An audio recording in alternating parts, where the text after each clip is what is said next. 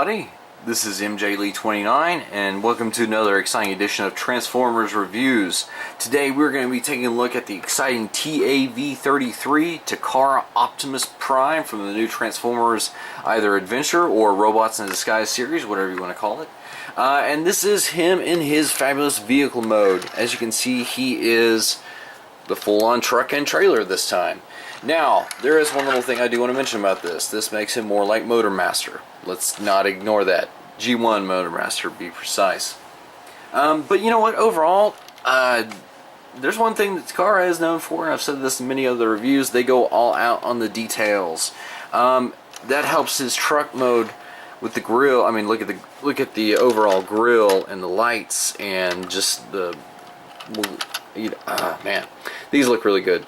And I'll point them out again later in robot mode. But look at the detail in man, just that is so cool, and I love the bits of chrome on it. Now this one's really kind of cool because you'll see it again in robot mode, but he comes with mini armaments. This fabulous sword, for instance, which you'll see in full detail later on. Anyway, but let's do a little quick size comparison here.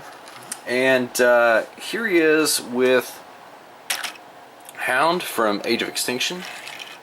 You kind of see that looks maybe a tad bit out of proportion. Maybe like these two should be closer in size. But again, this version of Optimus is a leader class. This is a Voyager, so you got to keep that in mind. Let's just throw a Deluxe class in there just for good measure. So this looks like it actually may be more in scale, even though it's a Cybertronian sideswipe. So let's go ahead and take him out of there. If you want to see him with a figure from the line, here he is with Drift. I mean, I could see that. That's not bad. But I do want to point out one thing that is brought out on this Optimus Prime's packaging, and they seem very proud of it, is he has a full-on empty trailer, which they show, they show like any of the deluxes just fitting in there. Boom, you can fit one in there and good to go. Now Optimus is a car hauler like G1 Magnus. But that aside, that's a pretty cool feature. I mean, helps the storage, you know. No, I'm just kidding. Why would you buy Drift if you didn't want to display him? Anyway, but that aside, one thing else this Optimus Prime is notorious for being is, like I just mentioned with all of Armaments, he has several ports on the side and on the top. And if you give me just a second, and here he is with his Armaments. Now, one thing about this Optimus Prime is you saw with Drift, he does have an empty storage area, which we will get to that in his trailer here in a second. But here he is with all of his Armaments, which we'll go over them in robot mode. But you can at least see that with all the ports Optimus has, he has a lot of areas to store them. Now, one of those ones that I mentioned was actually inside of his trailer, which if you pop up what'll be the legs here, you can see that it actually stores different things. You have 4 ports. These are covering up 2 of the others, but it gives you a lot of options. Now, one thing I do want to mention about this is I just did mention that this part of his trailer does become his legs. They are hollow on the inside. That is one of the unfortunate drawbacks, as you'll see later on in robot mode, that they are hollow, because once again, that's all it is. It's the inside of the trailer. So it's a compromise that is a sad side effect of this figure's design, but you know what? Personally, it doesn't bug me. So anyway, let's go ahead and look at this guy in his robot mode. And so here we have Optimus Prime all armored up in robot mode.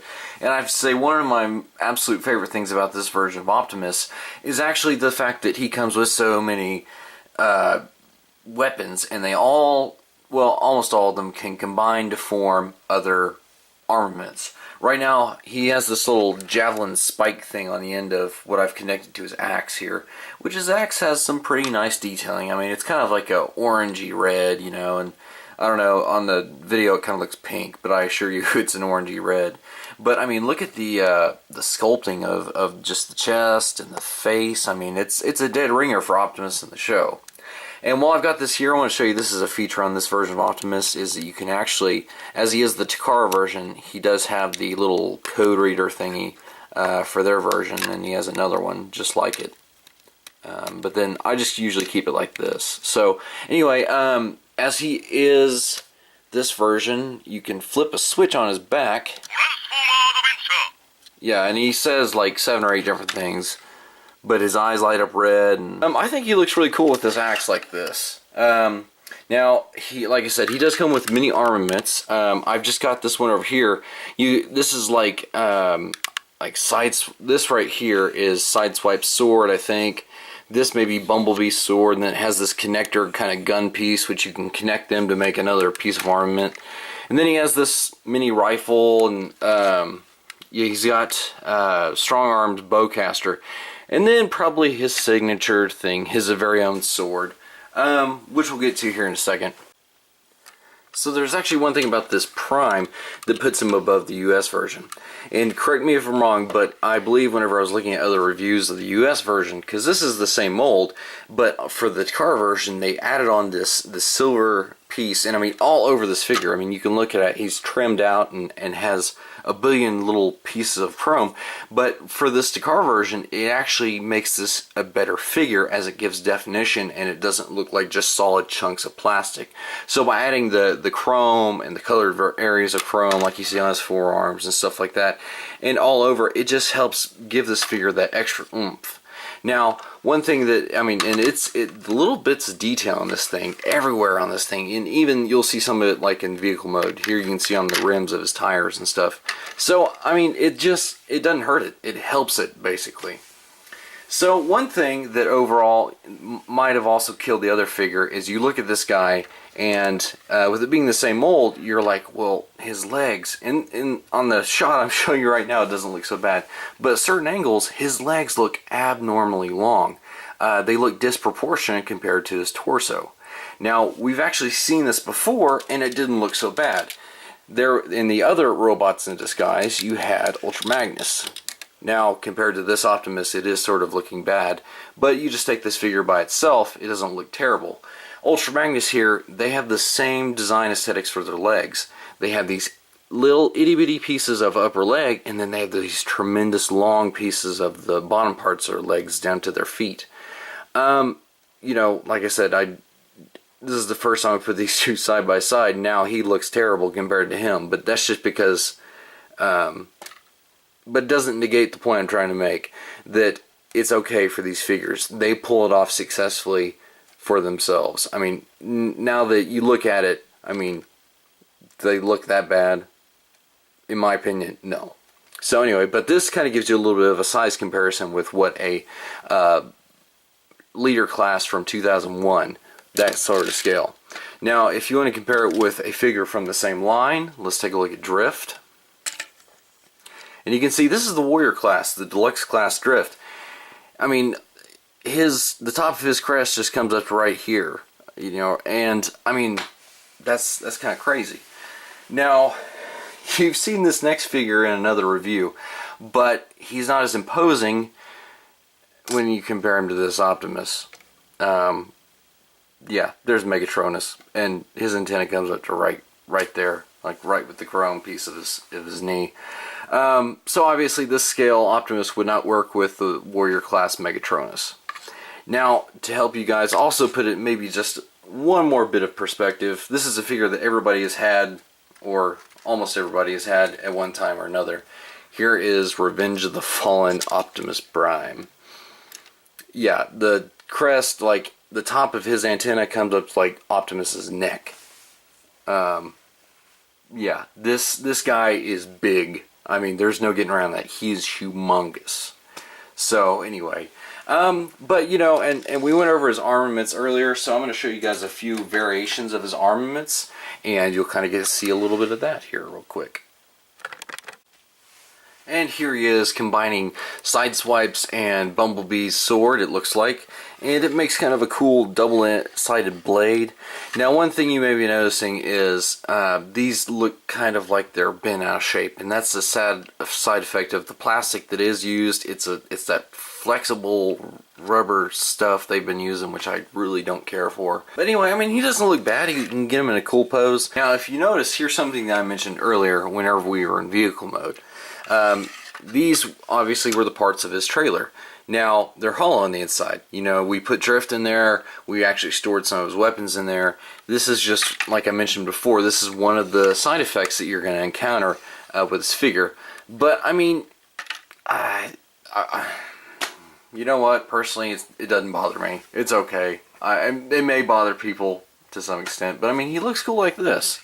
So, anyway, that is one variation of his sword, and like I mentioned, these pieces, they're all just individual parts, and his hands are shaped in such a way that he can actually hold on to them. You see he's got that little inner, well, if you could actually see that, it looks like it's shaped to hold a 5mm peg.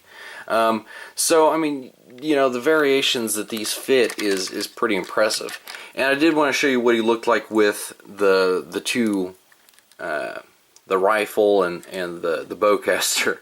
Is the rifle, okay, in this shot it doesn't look so bad, but when you look at them kind of in proportion to his overall shape, you know, the bowcaster doesn't look that great.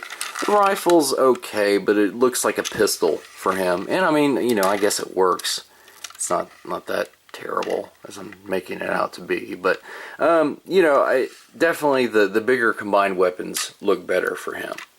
So, and while we're on the subject of that, we will get to his magnificent sword, which compared to a human is like the size of a dagger. So it's really big, but it's cool, you know, and you know, Optimus, if he wanted to, he could, you know, hold it however he wanted to. And don't worry, it's not broken. It's designed to do that, which I kind of thought, well, that's kind of cool. They let you use the hilt from the sword, you know, for whatever you want to stick in there, like just for instance, let's say you wanted to use the piece of the axe.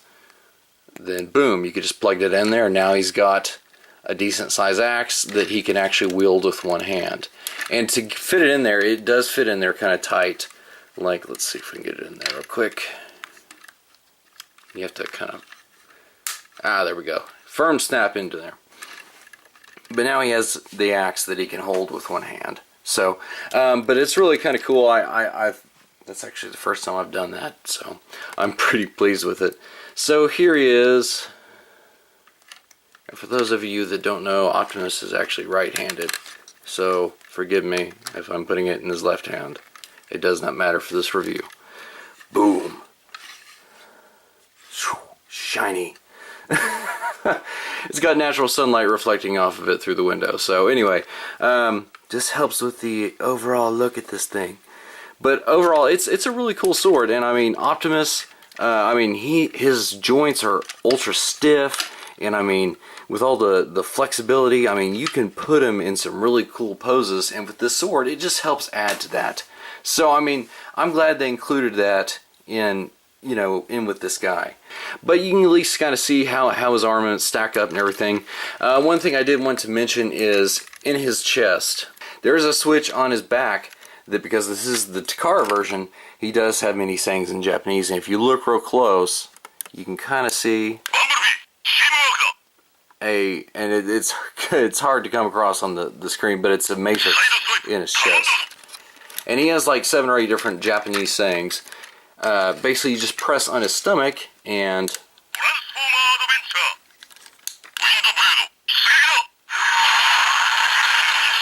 the Takara version actually says the English names of the characters. Like he says Windblade, Fix-It, Bumblebee, and there's Fix-It.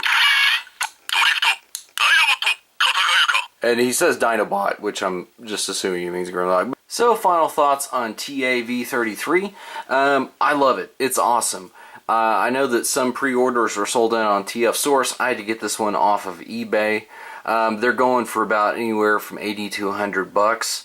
So you just have to shop smart if you want to get one.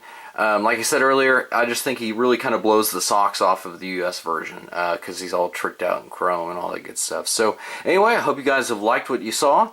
And anyway, this is the review of Transformers Adventure TAV 33 Optimus Prime. We'll see you guys in another review.